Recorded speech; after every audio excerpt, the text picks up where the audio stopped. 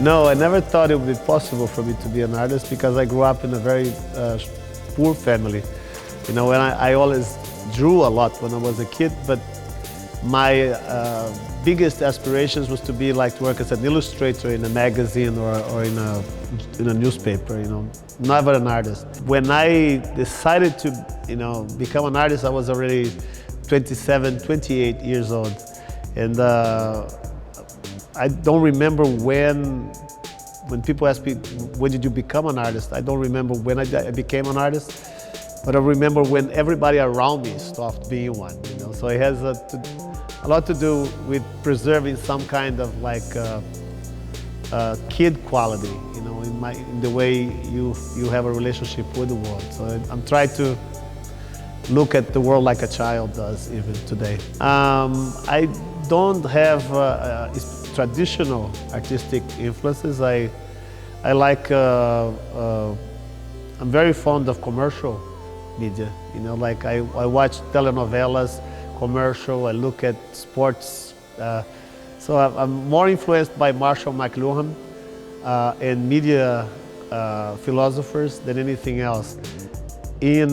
Directly, you know, I think if I could point out two artistic influences in my work, it would be Andy Warhol for the iconography and Joseph Beuys for the materials. Both the iconography and the material, they can happen either way. You know, sometimes you think of a type of image that you want to work with and you go after materials to describe it, or you think of a material and then you look for images to work with that particular material. But the most important thing is that the materials or the images are less important than the kind of experience the process of working with them can bring me.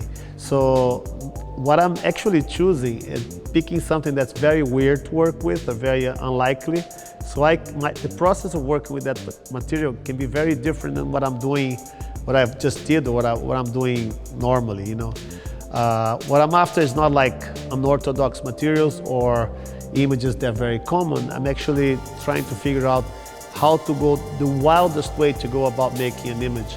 So when you present it, people look at you, look at the image and they go, how did you do that, you know? Sometimes it's because it's too easy to make or because it's too difficult. But there are two types of magic, you know, the magic that you don't know how something is done. And, you know, and the way, there's the kind of magic that you know how something is done, but you can't figure quite well how it did end up like that. So I'm trying to sort of work between these two notions. No, I try not to have favorites because I try not even to have my own work in my house, for instance, because I don't like to live around my work because I think that slows down the creative process. If you keep looking at something that you've already done, you keep bumping into it, reliving it, you living it again and again and again. So you get stuck in it, you know. I'm very afraid of ruminating on ideas. So for me, more important than having a favorite is actually to think of what's coming next. So if you ask me what's my favorite object or my favorite image, it's the image that I haven't done yet. I'd like to work with black holes and stars. Yeah. I wish I could manipulate that, you know. It'd be nice to make new constellations or something like that. I expect people to come here, look at a lot of images they are sure they've known from before, and to realize that it's something completely different than what they thought they were looking at. And by having to look at it again differently, you know, they're going to have to retrace what's the difference between the images they're seeing here to the ones they have seen before. What different processes brought these images here. And before they know, they will be thinking about these images in ways that they never thought before. Hi, I'm Vik Muniz. I'm a visual artist, and I really hope you come to my show here at Marco. It'll be wonderful.